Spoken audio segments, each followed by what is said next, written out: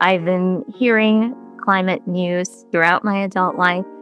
And once my kids were in the picture, all of that theoretical stuff, became very real for me. I'm kind of a homebody, but they wanted to be outside all the time. And so, we would go outside and look at grass for like minutes and minutes on end. It can be a little bit dull, but they really did make me go from the backyard and then to our city parks. And then we were at the state parks and the lake shores. I mean, they really took me outside. And as beautiful as it was to just witness all of it, I mean, I had this sense of, oh my God, this is being lost. This is being lost. This is being lost. We are looking at this glacier and it may not be there for their own kids. So it became very real for me and very painful. And I didn't know what it was. It just this pain that just kept welling up inside me as we were outside. And then I realized that there's this name for it. And it's only recently being studied, but it's called ecological grief. And somehow naming that and saying, oh, this is what I'm feeling, it sort of helped me sort of ground down and say, okay, let me look at this grief. And as much as I looked at it, I don't know, it seemed to turn. And then there was just this love behind it, this love for the planet, for Earth. And whatever anyone else is doing or whatever anyone else is saying, I know this. I know that this is worth protecting and this is worth talking about and this is worth having hard conversations over. So I think that's my perspective. Okay, everybody, welcome back to Living the Next Chapter author podcast, where we get to talk to great authors.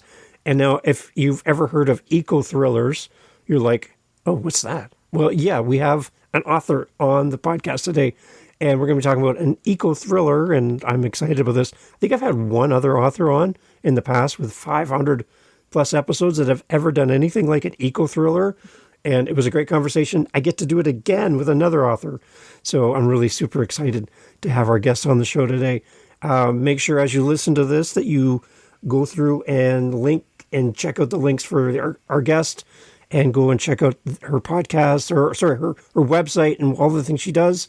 And so excited to have her here, Dheepa. So welcome to the show. Glad to have you on the podcast. Thank you so much for the invitation. I'm very excited. Awesome. Let everybody know where you are in this big world of ours. I am in Indianapolis, Indiana, USA. Awesome. Now, I've never been to Indianapolis, so tell me, what am I missing by not being there yet? What am I missing? This is a quintessential Midwestern town, which means that generally you have friendly folks, good hospitality, a lot of farmland, and a lot of just lushness in the summer. I was just outside this morning and taking in the green and the trees and the bird song, and it's really a lovely place to live. Awesome. Is that where you're born and raised? No, I was born in New York City to immigrant parents from India, and we moved relatively quickly to northeastern Ohio, which also is replete with trees, and I really enjoyed those growing up. And then kind of headed all over from there to Michigan and Illinois for school, to Texas for work, and then ended up in Indiana. Okay, what I love about podcasts, I get to travel the world with my guests and visit places virtually. I always love finding out where everybody's from, because somebody listening to this is either maybe from where you're from, and they're like, now they live somewhere else, and they're like, oh, I remember living there. Or they live right near in your neighborhood. They're like, oh my gosh, I think I know her. I've seen her at the store. Oh, that would be great. If you are one of those, please come say hi to me. And buy my book at the same time. Yes. That would be awesome. Awesome. That's good. Okay, so one of the things I like to do on the show is talk to authors that are listening to the podcast. They come to this show because maybe they're brand new to writing. They don't know anything that's ahead of them. They are a little bit nervous about sharing their story. They don't feel like they have the tools, the resources, the experience to do what you've done. And simply because you've done it, you are the expert in the room. I haven't done it, but you have. So there's things you've learned. Let's put you into a situation where you're going to speak to a group of authors, and you're going to share something to encourage the group around writing. What would be the topic? What would you share with a group of people early in their journey as an author from your experience and what you see that would have been beneficial for you when you started writing? I think the first thing I'd say is this. If you have that impulse and desire to write, really you must do it, because your voice deserves to be heard and it needs to be in the world. It needs to be part of the conversation. So I know that there's probably another voice in you saying, no, nobody wants to hear this. Nobody wants to talk about this. But try and just put that to the side, ask it to like reduce its volume for a little bit and really do it. I do think that your voice needs to be out there. And the more conversations that we can have, especially from the people who are quiet and holding back, I think the better off that we'll be.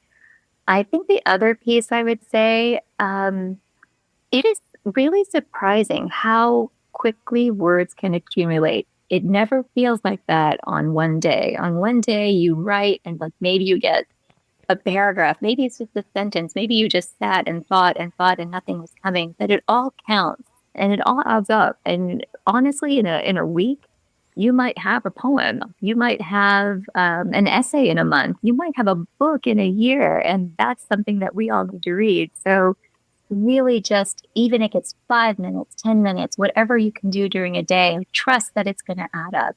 I think those are the two things I'd say. I had an author on recently, and they did a quote. They said a quote from Ray Bradbury, and basically the context was write something every week. So that means you're going to write 52 things, 52 short stories, 52 poems. You're going to write something over the period of a year, but do 52. And the chances of you having something terrible 52 times in a row, pretty slim. Something's going to be good just by you being in that creative space and writing all the time. Exactly. And then that writing is the practice, right? I mean, maybe the first 50 things aren't so great, but maybe like that 51st thing, that 52nd thing is going to be the one that you build on and something beautiful will come out of it. It's worth it. I think creativity finds people being creative. It kind of comes to those people a little bit easier because you're in the mode, you're in the mood, and you're writing, you're doing the discipline of doing that, getting words on the paper. By just simply doing that, it just creates an atmosphere for maybe more creativity to find you. Would you agree with that? Absolutely. There is a lovely book by Elizabeth Gilbert called Big Magic that I bet a lot of the writers out there are familiar with. But she says that, yeah, your muse will visit you, but you should probably be sitting down and writing when that happens. So, yes, I think it's that routine and that discipline is the groundwork for the inspiration that comes. I like that. We'll have to link to that. That was Big Muse, right? You said? It's called Big Magic by Elizabeth Gilbert. Big Magic. Okay, Big Magic. Okay, awesome. We'll have a link to that in the show notes. There we go. Everyone should go read that after they buy your book. First of all, but as a second book after you buy yours. Yeah. Fair. That's good. Okay, so let's talk a little bit then to the readers that are here. That's the other part of the audience. They're the ones that are going to come in here and come and support you as an author and buy your book. Let's talk a little bit about your book, and let's give the readers kind of a opening love letter. Tell us kind of in a big view of what this book is about and why someone's going to fall in love with this. What do you think? So the big picture love letter is this. I'm really worried about despair in the world, especially in the context of climate. I feel like the stories out there are despairing and they're treating climate catastrophe as this foregone conclusion. And I think that there need to be more hopeful stories in the world. And Dave, I think last time we talked, I spoke about Rebecca Solnit, who says that we need these different kinds of stories about climate in the world. So if you're getting that influx of news and you're seeing the dystopian stories and you need an uplift and you need to know, hey, as individuals, we are powerful. As a collective, we're powerful. There is a moment in time where we can do something, then I think that this book will be a helpful one for you. Why is climate and all the things going on in our world so important to you? I find that the conversation tends to be polarizing, where you have people who believe climate change is a reality, and then there's people who don't even think it's even happening. And in that, we now are in separate camps. We're now combative. We're coming after each other. One person thinks they know more than the other person, and it's not a healthy dialogue happening in the space. Absolutely. Why is this so important for you? So I agree that it's a very polarized and polarizing space. So I'll tell you what, I feel like I can only talk from my own perspective, and this is my perspective. I've been hearing climate news throughout my adult life. And once my kids were in the picture, all of that theoretical stuff, it became very real for me. I'm kind of a homebody, but they wanted to be outside all the time. And so, we would go outside and look at grass for like minutes and minutes on end. It takes, yeah, it can be a little bit dull, but Yeah. but they really did make me go from the backyard and then to our city parks, and then we were at the state parks and the lake shores. I mean, they really took me outside, and as beautiful as it was to just witness all of it, I mean, I had this sense of, oh my God, this is being lost. This is being lost. This is being lost. We are looking at this glacier and it may not be there for their own kids. So it became very real for me and very painful. And I didn't know what it was. It just this pain that just kept welling up inside me as we were outside. And then I realized that there's this name for it. And it's only recently being studied, but it's called ecological grief. And somehow naming that and saying, oh, this is what I'm feeling, it sort of helped me sort of ground down and say, okay, let me look at this grief. And as much as I looked at it, I don't know, it seemed to turn. And then there was just this love behind it, this love for the planet, for Earth. And whatever anyone else is doing or whatever anyone else is saying, I know this. I know that this is worth protecting and this is worth talking about and this is worth having hard conversations over. So I think that's my perspective. That's an interesting foundation for you and how you show up in the world, and maybe for your book as well. I think that no matter where you are on this conversation, everyone understands that the world requires our attention and that we do need to do our best. And all of us have a part to play in this. And I think that's one thing I love about what you're doing through your book is that you're helping to increase the conversation. And you could have written about anything. Deepa, you could have done a cookbook, you could have done anything. But because this is so important for you, you're taking those words and using your words through your book to bring that conversation up for us, where people can now read this. Again, maybe they're going to read it from more of an outside perspective. They don't really understand it the way you do, but your book will bring them in and make them rethink things as well. So kind of tell me, who's your target audience then when you were writing the book? Are you writing to people who are really passionate about climate? Or are you also trying to embrace people who are a little bit outside, maybe skeptical about the whole climate thing that's happening right now? I wouldn't say that it's for someone who's skeptical, but it is certainly for someone who's not necessarily imbibing climate news and with tracking every single thing that's happening in every loss in every species. That's not necessarily what's happening here. It was meant to be an engaging story, and it was meant to be fun and interesting, but at the same time, kind of highlight an issue that is maybe not the sexiest issue, but it's an important one, and that's soil. And we think about air and we think about water, we think about carbon, but soil is not something that there's a lot of conversation happening around, but it is so vital. And what they're saying is that there's only 50 or 60 years of arable soil left. And already half of the soil in the United States has been degraded and doesn't have the nutritional value that it used to just decades ago. And it's not easy to engage with a topic like that. And I think that was the reason that this came to me as a thriller. I wasn't necessarily setting out to write a thriller. I was setting out to write ecofiction for sure, but it did emerge as a thriller. And I think that was the pairing that was maybe necessary. Interesting, because that also brings in another group of people who are here maybe for the thriller side of the book, but they're still getting a message at the same time, right? Yes, I certainly hope so. Yes. Okay. All right. So tell us a little bit about the characters and kind of what we're going to anticipate as a reader. Give us like an overview. I'll give you kind of framework. So Yeah. 108 is about an Indian American woman. Her name is Bela. And she learns that she has this ancient ability and it can stop a global ecological collapse related to soil, but only if she's strong enough to use it. So it's bringing in some mythology, it's bringing in some mysticism with a touch of sci-fi on top of this, global ecological thriller.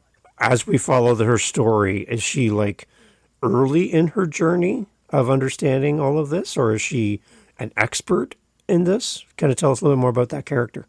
So she is a woman who's working at a news agency in San Francisco, and this Okay. story is set in 2040. So climate reality is reality. It's the news of the day. So she's certainly aware of what's happening and certainly has a lot of sadness and um, a lot of upset around that.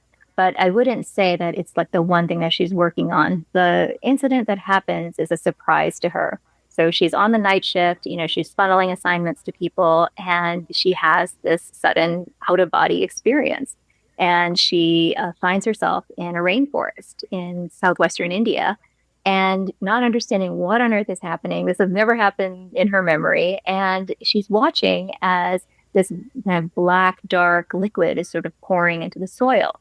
Now, that's weird enough as it is, but suddenly she hears this voice saying, "You have to stop this." And it's the voice of her father. And her father's been gone for 15 years.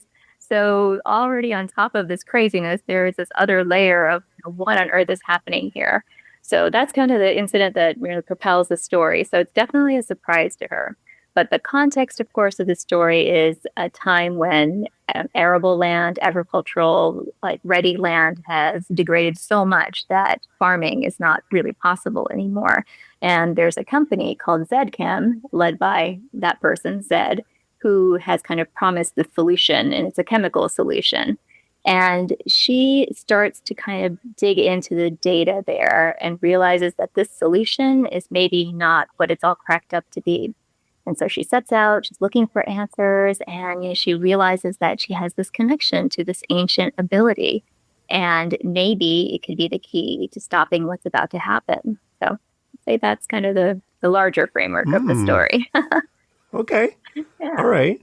So there's a little bit of it's very interesting that she's like in a different part of the world, and I'm curious about that. That's really an interesting thing.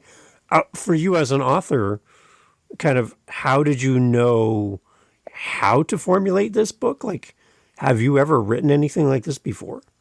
So I am not primarily a fiction author. So I write Okay. a great deal of poetry and then a great deal of essays.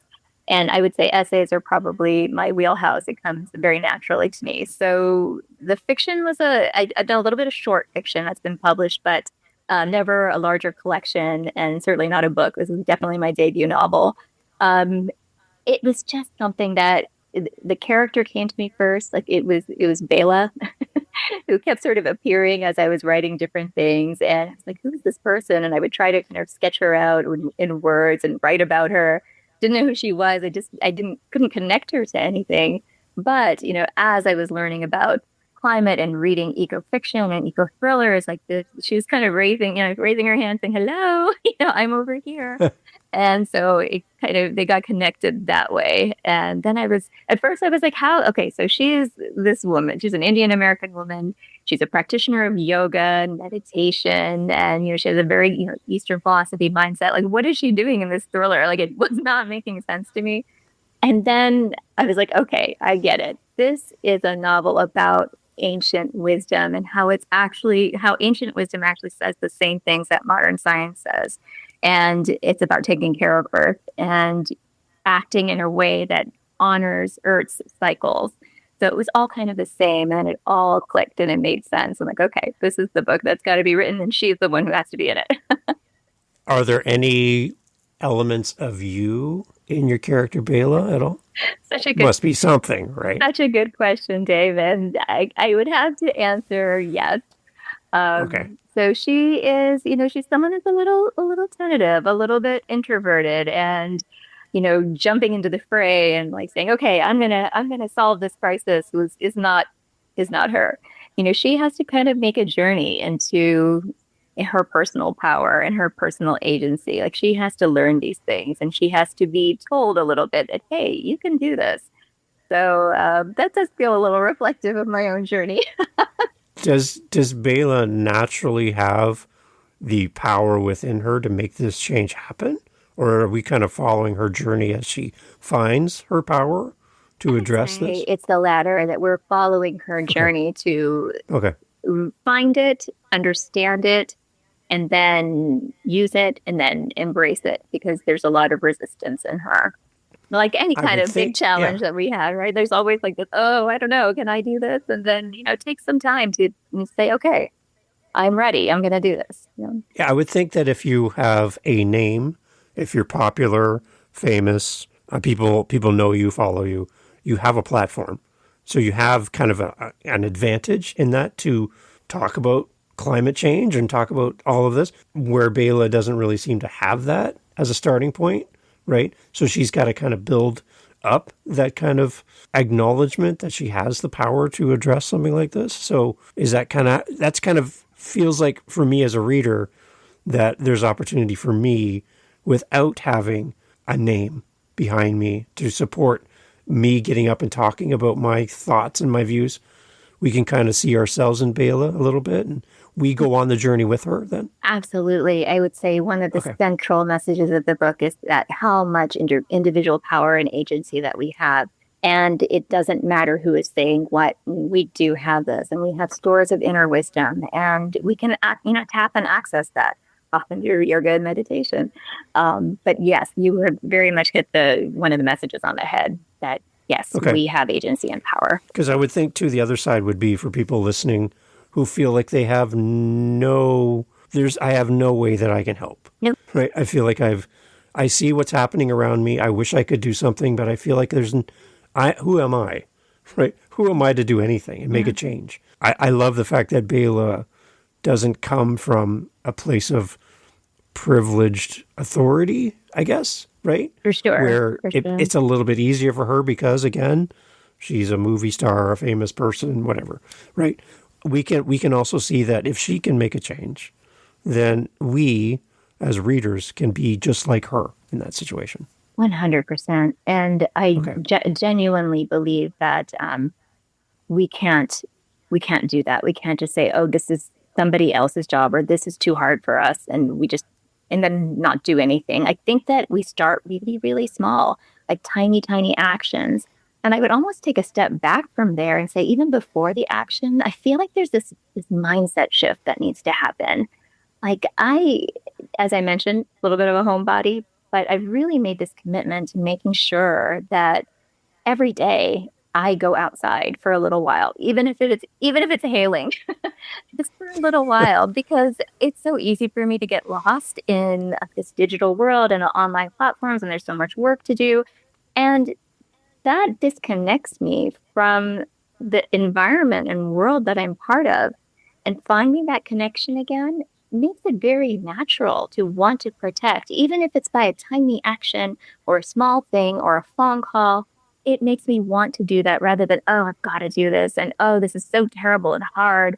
And, somehow I got to make this happen. It really just shifts everything. It shifts the energy behind it for me. And I think it starts with that mindset shift. Do you think your family's heritage coming to America gives you and your family a different perspective, maybe, than being born and raised in the United States and your family has been here for generations? Do you think that coming here gives you a different perspective as well? In some ways, for me, coming here and being in between gives me a way to have this little bit of distance and really appreciate what that is and really appreciate what this is and see what it's like feeding into me. And so the practices and the rituals and the philosophies of Right. India feel very close to me because I think that I'm looking at them and paying attention to them. Like one incredibly beautiful practice that many people follow is as soon as they wake up and before they step on the ground, they say this mantra that's actually an apology to Earth. And an apology may seem crazy because where else am I going to step but on the Earth? But the point is, it's this moment of just honor and reverence to say, I'm stepping on the Earth. The Earth is my home, and I'm just going to take a minute to acknowledge that. So having Wow. practices like that to draw upon, I mean, this is wonderful and amazing for me. And it feeds me for sure, so that I can sort of join this Western and Eastern mindset that I have into one. And does your character in the book, Bela, does she lean into that, for example? She absolutely does, and she has like some difficult early childhood trauma that happens to her. And so there's always this resistance to where she's coming from and remembering her early childhood memories. But what's interesting is that as she lives her life, there are things that she's integrated that maybe that she's actually not resisting, but they're just so much a part of her. So yes to that. The one thing I do love, like you mentioned, your parents coming to America, is there's a different perspective. There's a different traditions and rituals and beliefs that makes your story so unique than if I ever tried to write 108, an eco thriller. I don't think I could write it the way you can because of all of the things that make you uniquely you. So when you talk about this with your family and with people who know you well, are they encouraging you along the journey to write this book? Like, what kind of response are you getting during the writing process of the book? During the writing process, I would say I was very much encouraged by my family. Now, I'm not the one who would share broadly, like, oh, I'm trying this new thing. I'm trying to write a book. It wasn't something they shared widely, but I Okay. did share with my immediate family, and they were very intrigued, and they were like, absolutely, try it. Like, let's see what happens, because you never know what will happen with a creative project. But I would say that I got some encouragement. And then I definitely think that they were intrigued because, again, as it shaped into a thriller, they're like, how is she going to do this? How is she going to make this meditator, head up a fight for, a global ecological fight? How is she going to do that? So I think that they were interested to see what would happen. You mentioned in the story that Bela has an interaction with her father. Is that without giving any spoilers, I don't want to spoil anything, is that a good interaction for her, or is that something that is not so good for her Well, in that certainly moment? when it happens in that moment, it's incredibly destabilizing because Okay. already there's this, cataclysmic event happening around her. And then to hear the voice and then to hear that voice urging her to do something when she feels that she can't, it's an incredibly uncomfortable moment for her. Is her family also concerned about climate as well? Is that kind of how she was raised as well? So, without giving too much away, I would say that the Yeah. family is overall, yes, concerned, but she has a lot of distance from her family as the book opens, and that is Okay. its own family saga that interweaves with the global plot that's happening. Yeah. My reason for asking is I'm kind of wondering if she's on her own journey and she has no support and she's trying to do this on her own, or if she's been brought up in a world where that's where her values come from and she's living those values as an adult now. I'm just kind of curious as kind of what her mode of operation and why this is so important to her as a character. It's such a good question, Dave. So, absolutely, yes. I mean, I feel like it's an individual journey at first, but what's Okay. interesting, I think that happens later is that there is an interesting community element that starts to interweave with her immediate journey. And I feel like that's also a lesson that I want people to take away from the book that we do have community, that we can reach out to them, we're connected to them. And that can also be a tremendous force for good. All right. I feel like we're getting really close to some of the storyline where we don't want to go too far Sure, in sure, because, sure. again, everyone needs to go buy the book. But I want to give people the sense that are listening that the book is for me as a listener, as a reader, but also I know someone else who's going to love this book. So I'm going to buy two copies, one for me and one for them. Wonderful, That's the wonderful. reason I want that kind of feeling. So then we see your book on a website or on a store shelf, we're like, oh, I remember this story and I'm intrigued already and I haven't even got a copy yet. That's lovely. Thank you, Dave. So when we do get our copy and we have it in our hands, Deepa, before we even read, I know we talked about a love letter at the beginning, but before we open this book for the first time and read a single word, what do we need to know that would be helpful as a reader for us to dive in right away into the story? Anything that we need to know on top of this? I think I'd say that maybe put all your expectations aside because you're coming into a world, again, with a thriller, again, with a very non-traditional heroine who maybe doesn't have that immediate fire of a thriller. Um, and sort of put those expectations aside and let that story unfold and pull you in. If you're a practitioner of yoga and meditation, I think that you might find this really interesting because it delves into kind of the philosophy behind yoga. Because a lot of times we think of yoga as this physical practice and maybe even a mental practice. But there are these layers and layers of knowledge to yoga and wisdom behind yoga that might also be interesting. So if you own a yoga studio or a Yeah. meditation place, Or you you should have a attend. Yeah. copies of this book on premise so everyone can get a copy. I don't know. Maybe a good idea, I right? love that. I think it's a great idea. Okay, so if you have one of those, please reach out. I'm sure Dheepa would love to help you get a copy of the book to put in front of your people. That'd be great. I like Absolutely. that. See, I'm working for you Yes, here, you Dheepa. I'm are. trying to help out. I like it. Okay, so the book is set into the future. As you look into the future from your own personal view of the world, are you nervous about what's going to be in the years where your book is set? Are you nervous about that time frame? Is there hope? Like where do you personally fit when you put yourself in deep in Bayla's shoes in the future? What's the future look like? I'll be honest that I'm very worried about the future. Yeah. I think it's incredible the amount of technology that's now available to us. I feel like there's resources, there's money, there's so much ingenuity out there, but there is a very critical thing that's missing, and that's the willingness to do something. And I absolutely hope that we will get to a point of willingness because I think that solutions are at hand. And I think that we have this critical period of time where actually things can be done to make things better. But I worry. I do worry. I am also hopeful, not in that wishful thinking, magical thinking kind of way, but just because that's the lens I have on the world. Like I really do trust in human beings. And that can be hard to do these days. But I do trust that most people understand goodness and they understand what is going to happen to the earth if we're not careful, and that they're willing and wanting things to get better and things to change. So that is the lens that I keep, even though I have this worry. So it's two things next to each other, I guess.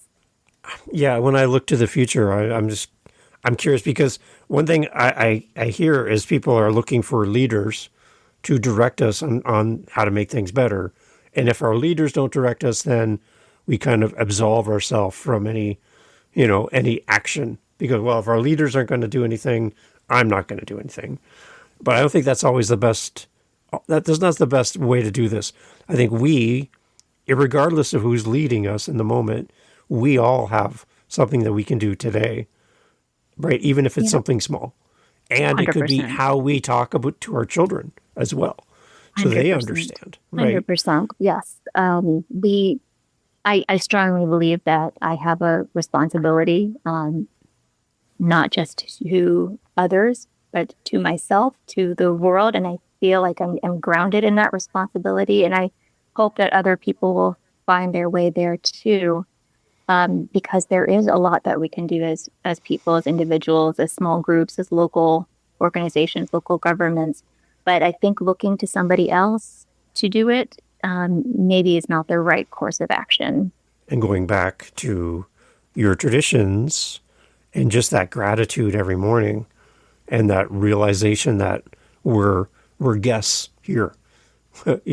I find that anything around climate and all of that seems to be transactional, where some people just treat the world as if it's just like another place. And there's no consequences to our actions. Right. So we can do whatever we want, live however we want. You can't tell me how to live and I can't tell you how to live, but I'm just going to do my thing and I don't see the impact. If we rewind, I'm older. There was a day when you just took the garbage to the curb and they took anything that you put out there. There was no limits. You could throw anything away. There was no recycling. There was no nothing back then when I was little. And there was this naive feeling that our actions had no results. And we're seeing it now that they actually do have results. And that if we show up in a way that is purposeful and we have intent, that we can make a difference. Repurposing, salvaging, recycling. These are all things that any one of us can do. And it does have an impact, even if it feels small, right, in the moment. There's a story, Deepa, that as a little illustration, I think that really goes well with what you're doing in your book. And it's all around starfish. And what happened was there's a little boy walking along the ocean, and the tide had come in and washed all of these starfish up onto the beach. And then the tide went out, stranding all of these starfish on the beach. And a boy was walking along, and he was just picking up these starfish helplessly. They were just on the beach, and he was just throwing them into the ocean one at a time, just throwing them back. But there's thousands of these starfish all over the place. And an older man walked up and went, "What are you doing?" to the boy. "Why are you doing this?" And the boy's like, "Oh, I'm just saving starfish." And the comment wasn't from the older man to the boy, wasn't encouraging. He said to him, "There's too many of them. You're not making an impact, so you're wasting your time." Talk about ecological and environment, right? Yeah. You're wasting your time. The need is too big. You're not making an impact, so it doesn't matter. And the boy picked up another starfish and went, "It matters to this one." Oh, And he threw it into the ocean. beautiful Right? story. I love it. Right? Love it. Perfect. So Perfect. I think that should be our approach, right? Is we should be looking for ways to make an impact instead of being overwhelmed by the news and maybe the lack of my small effort might not help globally in a big way. I think if everybody has your kind of view, and I share that view, I think that we can all make a change and we can do something that just can be a great example to our kids, if anything, right? Absolutely. I mean, at this moment in time, we don't know what the future holds, but I want to look back and say, I did my best. I did my part. Even if it was a small thing, I know that it made a difference along with everybody else's small things. Like it mattered. And I want to make sure that I feel that way looking back. When you talk to your family and children around the future, how are you displaying for them and the next generation how to be more focused on the environment and making better choices? What are you doing to demonstrate that as an adult to these kids in your life? So number one, like my daily practices of going outside, making sure when I travel that I touch a tree, that I look at what the environment, the woodlands are, that I have my rituals. So as a person feeling my own connection to the environment, I feel like that is what I am trying to model. And it feeds me in this wonderful way, and it helps me to keep away from despair. And then secondly, naming things like ecological grief, talking about them to people who might not be comfortable with the concept, who don't want to talk about climate, but just naming that this is what I feel. I'm not talking about the larger political world right now. I am talking about what I feel. That feels like a gentler entryway because nobody can argue with what you feel. You feel what you feel. So, and I feel like that's what starts the next step, which is the action. And that is where I am trying to become more involved and more boots on the ground with local organizations. And what I would like to do more often, and I do this sometimes, is call government officials and talk about things that maybe they don't want to hear about and not popular. But I think that is what I want to do next. And when we talk about whether the leader is leading us in the right direction, that's for another podcast. But people elect leaders. Leaders don't elect themselves. So we are the ones that are making those choices, right? So again, it doesn't matter kind of where you lie politically, but I think that all of us could agree that we could all do better. And what that means for individually could be big things, could be small things, but anybody listening to this can do something today that they didn't do yesterday and be a little more intentional, I think. And that's why I love that you write a book like this, because it reinforces the story. It gives us something that takes us away from our day-to-day, but also has an underlying message as well, which makes us think. And that's why I like how creative your book is. Thank you, Dave. That was definitely my goal, and that's to be able to bring all of those pieces together. So I thank you for naming that. So Deepa, for the people that are interested to know more about you, follow your story as an author, and they just want to connect with you. Maybe there's an opportunity to have you speak to my group virtually or maybe even in person to talk about your book and talk about climate change from your perspective. But there's somebody listening and they're like, oh, I'd love to have some time with you. Is there a spot where we can send them so they can connect with you as a listener? Absolutely. So my website is deeparmaturi.com. And then there is a contact form on there as well as an email address. So feel free to reach out to me that way. I love to talk to groups or your book club. Definitely available for that and would really welcome that. And if you just want to reach out to say hello, welcome that as well. You're so interesting to talk to, Deepa. I love how you show up in this world and that you have a message for us as well, that all of us can adapt and bring into our daily life. And I did love the fact that we have this book as well as a companion for us. And is it out right now? Is it available for our listeners as we're recording here at the beginning of June? So publication date is June 17th. It is certainly on pre-order now, but I think we're less than 10 days away now. So if someone placed an order, they would get it pretty quickly. Everyone needs to go and buy a copy and buy a second one for someone else, as we mentioned. Thank you. That's really helpful. And I'm suggesting to everybody to leave a great review for Deepa as well, because then people are going to see the review, see your words, that why this book means so much to you as a reader, and that'll even bring more people to the book as well. So I think that's what we can do as readers in support of great authors, is to make sure we leave a great review every time we buy a book. That is so kind of you to say, Dave. And I want to tell you how much I appreciate how you support authors.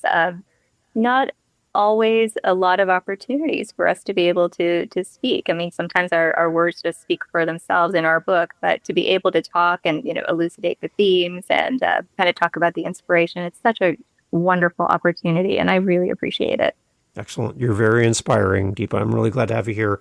I don't want to negate the launch of the book and jump too far into the future for you, but the name of my show is called Living the Next Chapter. Right. So I do have to ask, as an author, can we anticipate from you in the future that there's going to be more things that you're going to put pen to paper and share more stories with us? Absolutely, yes. Yes. Yay! I will tell you that what I have been working on is a collection of essays. And these are definitely connected to nature, culture, ecology, and combined with my Indian American background and immigrant experience. So it's intended to be a set of essays. And then I'm thinking about the next book that follows, 108, as a sequel. So it kind of made some initial starts, some structuring. So, we'll see. We'll see if people want one. Okay. When that happens, I'm not going to say if, I'm going to say when, right? I would love to have you come back and talk about that, and we can celebrate that with you in the future as well. Well, thank you. I appreciate that invitation. I would love to do that. You're a great guest. Please do more podcasts. Be a guest on other shows. I think so many people need to hear this message right now. It's timely. Thank you. And you're a great person to talk to, Deepa. I appreciate it. I feel the same way about you. Thank you. Everyone listening, thank you so much for being here. And please go out, go to Deepa's website, grab a copy of the book, 108, an eco-thriller. You're going to love it. Make sure if you're listening to this right now, you go do the pre-order, get that book. And again, buy an extra copy and send it to someone you love. Again, if you own a yoga studio or you have a meditation place and you're like, I wish I had a book that I could give to my clients and my customers. You got it. It's right here. You definitely need to grab a copy for you as well. Deepa, thank you so much for doing this. Thank you so much. Hey, thank you so much again for pressing play. As you've heard, great guests on the show. And one thing you didn't hear in this conversation is what? What did you not hear? Think about it for a second. That's right. Not a single solitary commercial for a mattress or a supplement or a whatever you call it. No. Why? Because we don't want to break up the conversation with commercials. So the fact that you're still here means that you are a fan of the show, I'm assuming. So if you want to help to keep the podcast going and to make me feel really happy, all I really care about is coffee, okay? I just got to be honest. I love coffee. I'm drinking one right now. It's starting to get cold. I need to warm it up. Helping us with our Buy Me a Coffee link over at livingthenextchapter.com and also in the show notes helps kind of keep the lights on around here. Remember, I'm doing this for free. I'm I'm paying for everything. So I would love to have a little coffee donation, even $5 kind of fills up my cup. And I would love to enjoy a coffee from you. So if you're interested, again, thank you for listening. But you can use our Buy Me a Coffee link and fill up the cup. Thanks for being here.